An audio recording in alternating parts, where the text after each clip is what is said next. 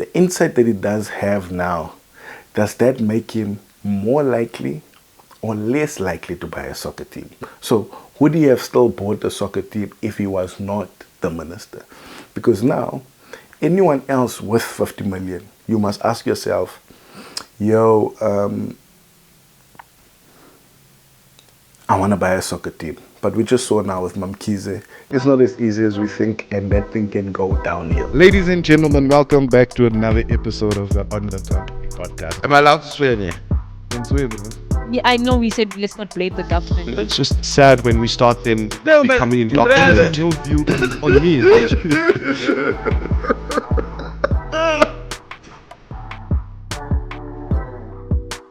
Hi guys, Emilio, Tobias here in the On the Country podcast. Back with another video. Interesting things, man. Interesting things have been happening. Like we finally know at least one of Gayton Mckenzie's kids. Funny enough, interestingly enough, homie decided to change his surname just to make his movements a bit easier. I wonder when he decided to change his surname, probably after high school or so. Because Gayton Mckenzie, I think Gayton Mckenzie has been famous for a long time. I remember the first time I heard of Gayton Mckenzie was probably on an episode of 3 Talk. Gayton Mckenzie was on an episode of 3 Talk, and the story I can remember from there, because we spoke about it at school or in the afternoon that day, was we learned from Gayton Mckenzie that if you ever go to jail, and everyone knows this and understands this because of this episode of 3 Talk with Nolin Nahamala Nasang. We learned from Gayton Mckenzie that day, when you go to prison and you think you are scared, you don't know what's going to happen to you, your best chance is to find out who the boss is and go hit the boss first. If you can mess up or fuck up the boss, you automatically become the new boss, and that might make less people want to fight with you. I believe this was Gayton Mckenzie in 2006, the latest. Maybe 2003, but 2006, the latest. Anyway, I say that to say, homie has written books since then. And been on TV since then, and has worn on his sleeve his criminal record and his past on his sleeve, which might have made it difficult to uncomfortable for his children, whether they're in school, whether they were in varsity, whatever age they were, but just them growing up. Eventually when someone says, hey man, your surname is Mckenzie and you look kind of like the guy, is that your father? Luckily, I don't have the Mckenzie surname, or else the question would have come up way more. They have asked me, someone that say I look like Gayton, and it's worse, I have a gap as well. Anyway, so Gayton Mckenzie's kid has bought a soccer team.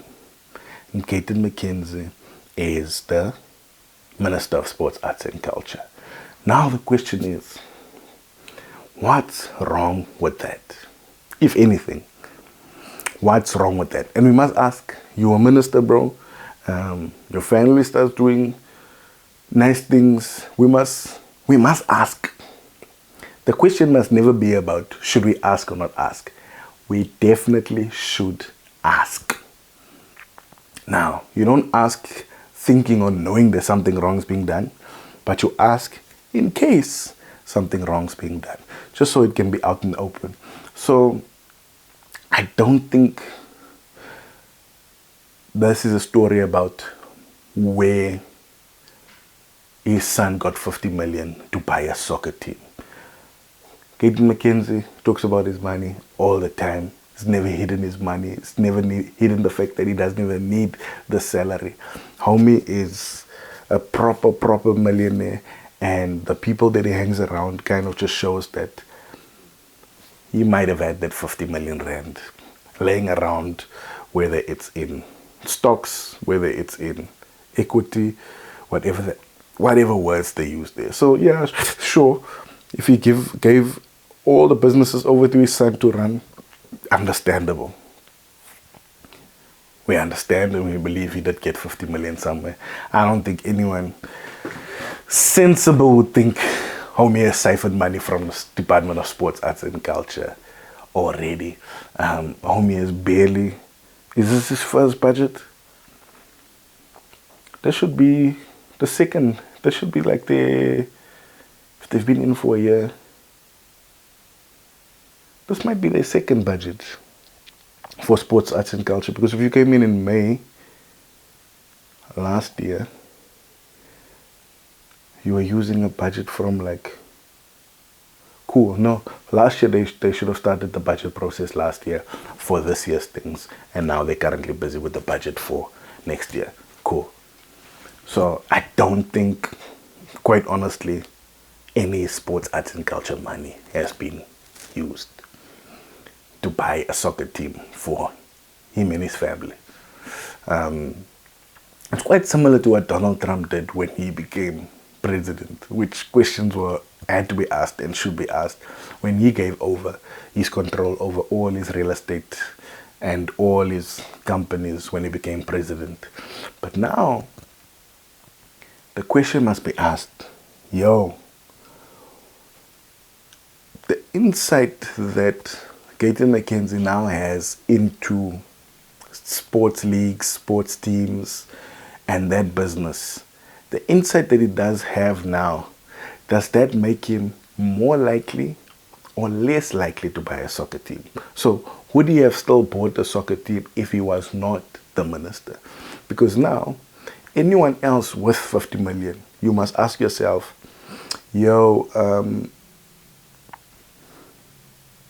I want to buy a soccer team. But we just saw now with Mckenzie, it's not as easy as we think, and that thing can go downhill. So I have 50 million. Do I want to buy a soccer team? Nah, the risk is too much because this, and other. But if you're the Minister of Sports, Arts and Culture, or if your father's that minister, you can ask him for advice and he can give you proper, tell me if I'm wrong, is like what do they call it? Insider tips. Sort of like insider trading. No, don't worry, this is happening. This one is, if you do this, you won't, whatever. So you kind of have an advantage of having someone in that position. So would they have still bought it if they didn't have that affiliation or that person in the Department of Sports, Arts and Culture? We don't know. Maybe everyone with 50 million do have people that can give them that kind of insight. Maybe that's the only way you have 50 million, is to have that kind of insight and operate on that insider trading. That's me being a bit anti-capitalist. Then another thing is, do you now buy a soccer team knowing that you can create conditions and an environment to make that thing way more profitable? And now you might be a bit, biased when it's time to come down on the teams. Now, we will raise these things so that before anything goes wrong, Gayton Mckenzie can know. Now that it's out in the open, he can know which decisions to recuse himself out of, waste issues, because you must say there, with every meeting or every type of thing, like, yo man, here's my declaration of interest. So anything I say will seem like I'm saying it because I'm trying to favor my son's team. I'm trying to favor the whole league. Let everyone get money so that my son can also get a little bit more. That's what Julius Malema said the ANC did with the IEC. So when the ANC, so some people are saying, it seems like I'm diverting, but it's a similar example. Julius Malema claimed that in a press conference that when ANC was struggling with money to pay salaries and all these things. Now, some people are saying now Iran gave ANC money, which may or may not be true. I have no idea. But he says, all of a sudden, IEC found a rule or a thing that said, okay, cool, all parties that have a constituency, all the parties that have that had votes or that had a percentage in that time's administration were now eligible to be paid out certain amounts of money. Because now money came into the EFF account and he was like, why did ANC give us this?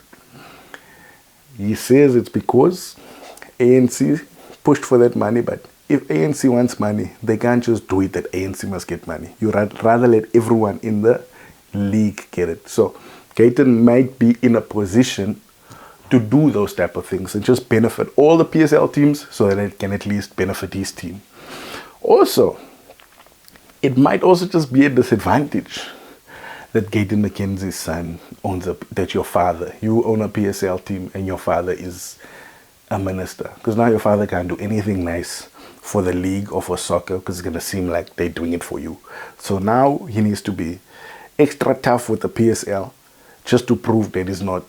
It's like that story if your father is the teacher, but if your father is the teacher, you can't even ask questions in a class. Your father's going to be mean to you so that the other children don't feel like you're getting special treatment. But I did this thing just to double check all the possible pitfalls of this thing, if they've thought it through, or the things that we must hold the government accountable for when their families are doing this type of things. Now, a thing he mustn't do is if he did nothing wrong. The thing he mustn't do, what Mantashe's son and them did. Don't now scrap the thing when we're asking questions. Don't cancel the sale. Because if you did nothing wrong, you did nothing wrong. And if you intend to do nothing wrong, nothing will go wrong. But I asked Grok, does the Department of Sports, Arts and Culture give money to PSL or PSL teams? This is what Grok said. Based on available information, there's no direct evidence the Department of Sports, Arts and Culture in South Africa provides funding specifically to the Premier Soccer League or its teams. The PSL's primary sources of revenue come from commercial sponsorship, television broadcast rights, rather than government support. For example, the league has secured significant sponsorship deals with companies like ABSA, DSTV, which contribute to